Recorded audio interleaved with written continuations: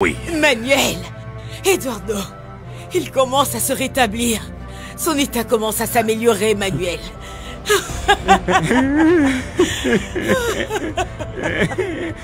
Tu es bon, n'est-ce pas? Oui, il est très bon. Il est très bon. Merci, Seigneur.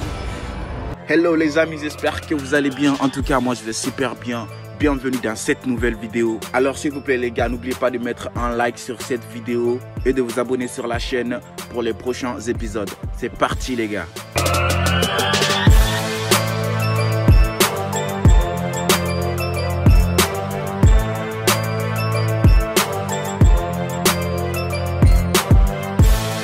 Cet épisode n'a même pas encore commencé.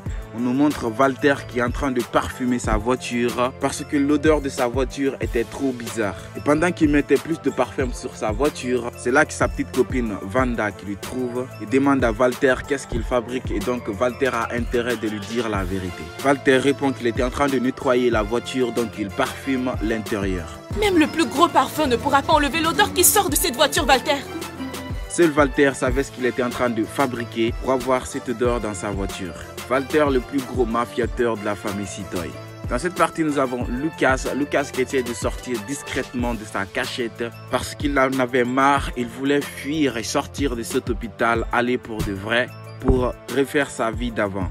Et là, du coup, il regardait les couloirs s'il n'y avait pas d'autres docteurs qui travaillait à l'alentour. Et donc comme il n'y avait personne, il essaye de fuir. Directement, il tombe sur le journal de Yara Tivani à propos de son entreprise Jingadela. Yara, très maligne, qui fait des mauvaises publications sur Evandro pour gérer l'entreprise Jingadela pour elle seule. Pendant que Evandro était à l'entreprise, il y avait une journaliste qui était venue pour poser des questions à Evandro, puisque Yara fait des publications sur Evandro pour salir le nom d'Evandro. Mais par contre, Evandro ne veut pas parler aux journalistes à propos de ce que Yara dit sur lui sur les réseaux. J'ai dit à des dizaines de vos collègues que je ne voulais pas parler. J'aimerais que vous sachiez que je ne suis pas un agent de commérage. Mais la journaliste répond à Evandro que si Evandro évite la presse, il ne fait que donner de l'espace ou des fausses informations sur lui. C'est ensuite que Evandro accueille la journaliste pour que la journaliste puisse lui poser toutes les questions qu'elle veut. Et la journaliste demande à Evandro que l'entreprise Jingadela, l'entreprise de Lucas, était une marque d'accessoires et comment est-ce qu'elle est devenue une marque de mode. Et Evandro répond à la journaliste que les accessoires sont des choses que n'importe quel artisan peut vendre, alors que eux visaient un niveau supérieur pour entrer dans la marque de mode.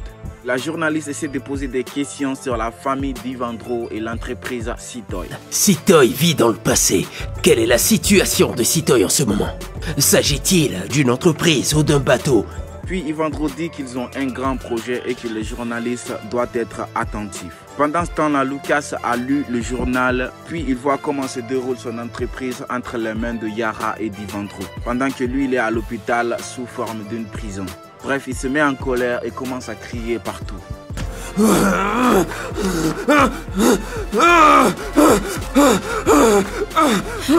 Ce qui met Lucas en colère, c'est que le fruit de son travail est entre les mains de Yara et d'Evandro. Puis ces deux-là sont en train de gérer l'entreprise n'importe comment. Et la psychologue de Lucas essaye de calmer Lucas. Donc Lucas demande à sa psychologue de l'aider puisqu'il veut sortir de l'hôpital et se rendre chez lui et gérer son entreprise. Dans cette partie, nous avons Giusto qui se rend à la maison de Madame Nilza pour faire semblant de soutenir à 100% Madame Nilza. Alors que lui, son plan, c'est de savoir comment Madame Nilza fonctionne et pour avoir des nouvelles de Monsieur Eduardo à l'hôpital. Je voulais tellement voir Eduardo.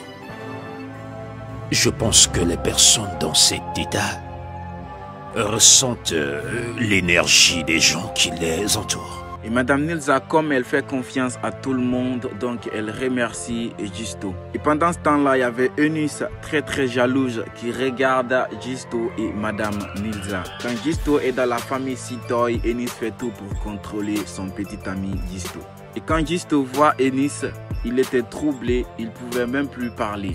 Donc il fait semblant comme s'il avait soif. J'ai la gorge tellement sèche que je ne peux parler. Donc il décide de se rendre à la cuisine pour faire semblant de chercher de l'eau à boire. Arrivé à la cuisine, Eunice dit à Giusto que faut pas que Giusto joue avec ses sentiments et que Giusto ne doit pas blaguer avec elle pour de vrai. c'est-à-dire l'utiliser et la laisser tranquille. Gisto répond à Ennis que lui, il a juste un plan, c'est de prendre le fauteuil de PDG de l'entreprise Sitoy. C'est pourquoi il essaye de manipuler Madame Nilza pour que Madame Nilza puisse l'offrir ce poste. Et donc pour ça, il décide que Ennis doit l'aider sur ses plans. Et voilà que Gisto revient pour terminer sa conversation avec Madame Nilza. Voilà que Madame Nilza dit à Gisto que Gisto ne doit pas oublier la décision de Maïda et de Mauro et qu'elle a repris temporairement l'entreprise en sa possession. Et Gisto fait semblant de sourire avec des sourires méchants. Et c'est là que Madame Nilza reçoit un appel de l'hôpital pour informer Madame Nilza que l'état de Monsieur Eduardo s'est amélioré. Donc Gisto est dans la merde. Dans cette partie, nous avons Daisy qui tombe sur une publication qui parlait d'Ivandro, que Ivandro doit danser sur la musique de Yara. Nous savons tous que c'est Yara qui fait ce genre de publications sur des sites web pour salir le nom de Ivandro. Donc Daisy était vraiment étonnée du fait qu'elle a vu cette publication. Ivandro doit danser sur la musique de cette maigre. Mais je n'y vois rien, cousine. C'est juste un site de ragot. Aussi, Daisy voulait faire quelque chose, c'est-à-dire faire du mal à Ivandro, puisqu'elle connaît les points faibles d'Ivandro. Donc du coup, Brenda n'était pas du tout d'accord. Donc Brenda dit de laisser Ivandro tranquille et de ne pas faire du mal. Mais au fond, Daisy avait remarqué quelque chose, c'est Brenda. D'où vient ce cœur tendre, dis-moi? Tu ne connais même pas Ivandro. Dans cette partie, nous avons la psychologue de Lucas qui donne des exercices à Lucas, des exercices de santé pour que quand Lucas se met en colère, pour qu'il puisse se maîtriser. Mais Lucas ne demande rien de tout ça puisqu'il avait essayé de s'échapper. Lucas, lui, tout ce qu'il veut, c'est de sortir de sa cachette et retrouver sa vie normale. Sonia, je veux juste sortir d'ici.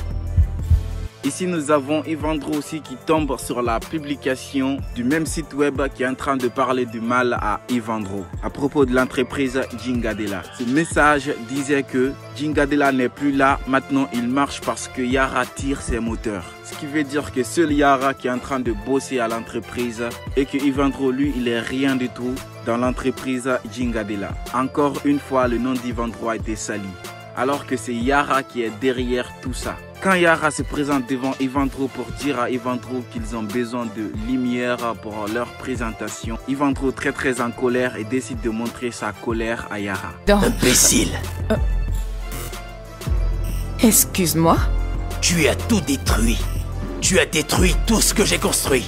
Et Ivandro très en colère qui dit à Yara en un clin d'œil, Yara a réussi à faire disparaître tout ce qu'il a construit dans sa vie. Yara qui ne se concentre même pas sur ce que Ivandro est en train de lui dire, elle dit à Ivandro de se concentrer sur le travail et de ce qu'elle est en train de dire à Ivandro. Yara est très maligne puisqu'elle travaille seulement que pour ses intérêts. Et pendant tout ce temps-là, il y avait ces deux-là qui étaient en train de se balader dans la ville, parler de leur futur, de la collection et de leur entreprise Sitoy et de ses collaborateurs. Maïda qui passe ses super moments avec Mauro et aussi pour réussir à faire oublier Mauro les soucis qu'il a. Dans cette partie, pendant que le père de Maïda était en train de travailler, c'est là que Madame Isaura, la vieille, qui apparaît devant tout le monde. Et là, elle apparaît devant Monsieur Ostencio, le père de Maïda, pour faire comprendre à Monsieur Ostencio qu'il n'est pas hors de tout ce qui est en train de se passer.